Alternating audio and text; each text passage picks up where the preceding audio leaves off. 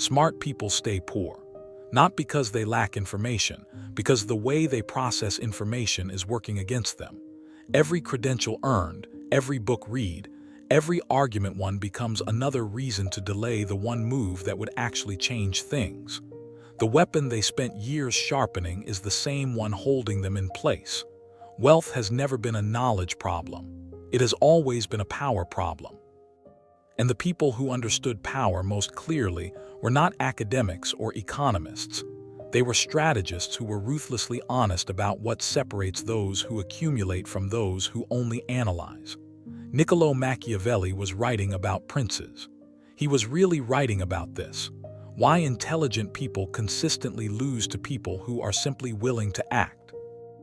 Most people assume the financial gap between the intelligent and the wealthy is explained by luck, inheritance, or access. That assumption is comfortable.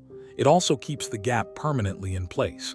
Because if the problem is external, the solution is always just beyond reach, one promotion away, one opportunity away, one correction away. The real answer is more unsettling. The gap is not circumstantial, it is structural. It lives inside the way intelligent people think, decide, and protect themselves from being wrong. This is what that structure looks like and how it keeps working on you without your awareness. The first pattern is the analysis loop. Intelligent people are extraordinarily good at studying a situation. They read, they research, they compare, they model outcomes. And there is a moment, well documented in behavioral economics, where additional information stops reducing uncertainty and starts increasing it.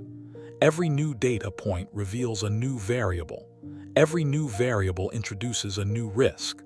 The person who began trying to make a confident decision ends more paralyzed than when they started. The wealthy are not less curious. They treat information differently. To them, information is not a prerequisite for action. It is a resource gathered during action. They move with incomplete data and adjust in real time. The intelligent person waits for clarity that the market will never provide. The wealthy person understands that clarity is not a condition of entry. It is a reward for staying in. The cost of the loop is invisible in any single decision. It accumulates across years of almost starts, of months spent preparing for conversations that were never had, of investments studied and watched from the sidelines. The wealth was never in the information. It was in the willingness to act before certainty arrived. The second pattern is credential substitution. There is a psychological move intelligent people make, often without realizing it, where achievement in one domain becomes justification for inaction in another. The degree gets framed as future leverage. The promotion becomes the threshold before investing begins.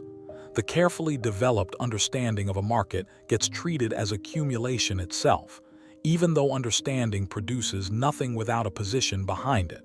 This is not ambition. It is deferral wearing ambition's clothes. Machiavelli observed in The Prince that the strategist who waits for ideal conditions is not being disciplined.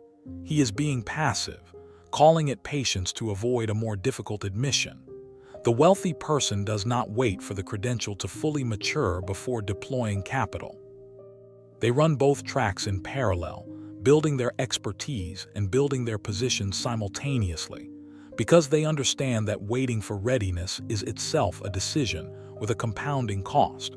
What credential substitution actually protects is not your future.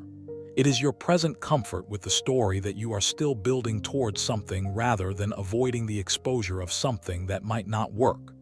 The third pattern is the identity tax.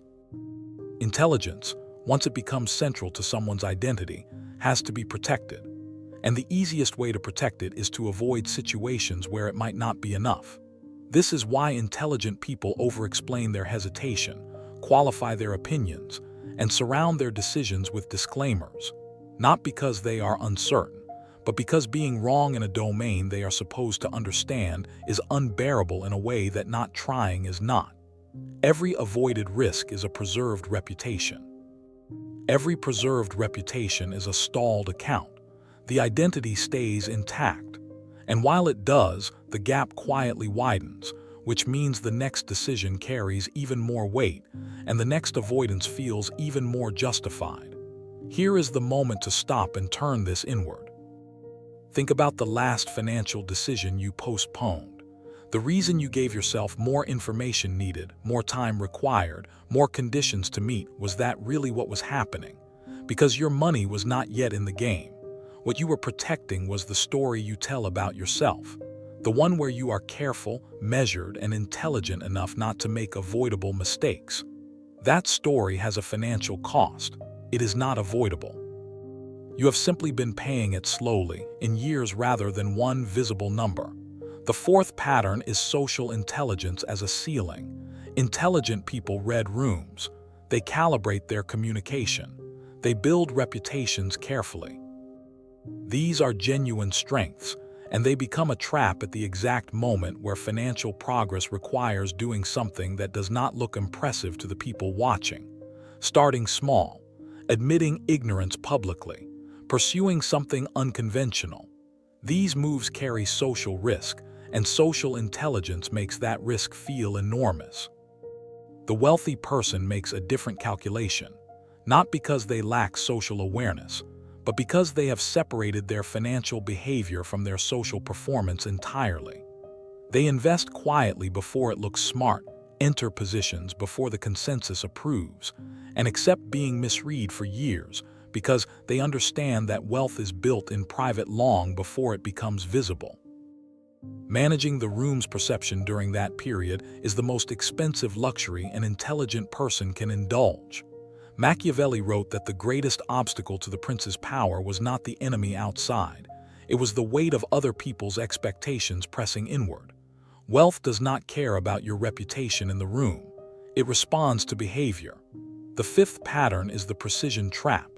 Intelligent people want the right entry price, the optimal allocation, the ideal moment. They treat imprecision as error, when the real error is applying exactness to systems, markets, people, timing, that are fundamentally probabilistic.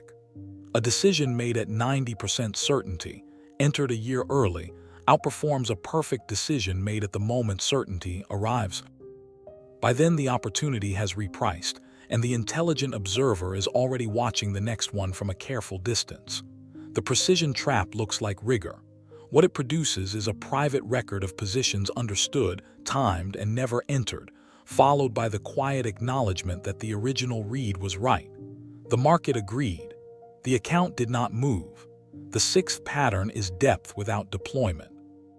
Intelligent people build extraordinary internal libraries, models, frameworks, historical patterns, risk assessments. The library keeps expanding. The deployment keeps not happening. And this is the most painful version because the knowledge is genuinely there. It has been there for years. The person already knows, in the part of themselves they rarely examine directly, that knowledge is not what is missing. What is missing is contact with consequences. The discomfort of putting something real into the world and letting the world respond, not in a model, not in a scenario, but in a live situation with actual stakes. That discomfort is not a sign that you are not ready. It is the mechanism through which readiness is actually built. The wealthy do not have larger libraries. They have faster feedback loops. Knowledge becomes behavior through repeated contact with outcomes, not through deeper preparation for a moment that keeps moving forward. This is the empowerment the intelligence trap conceals. The feedback loop is available to you right now, not after the next credential, not after the next market signal. The loop opens the moment you put something real into it. Every pattern in this video takes a genuine strength and uses it to manufacture reasons not to move. The analysis is real. The depth is real. The social precision is real. And the mechanism linking all of it is the same. A mind protecting its most valued asset, the sense of being too careful and too intelligent for avoidable mistakes. Machiavelli wrote that fortune is a river. In calm seasons, men build neither dams nor banks because the threat seems distant. When the flood comes, the unprepared suffer, not because they were foolish, but because comfort had no deadline. The smartest people in any room are often the last ones to act. not because they cannot see what needs to be done, but because they can see it so clearly from such a careful distance that seeing it has become a substitute for doing it.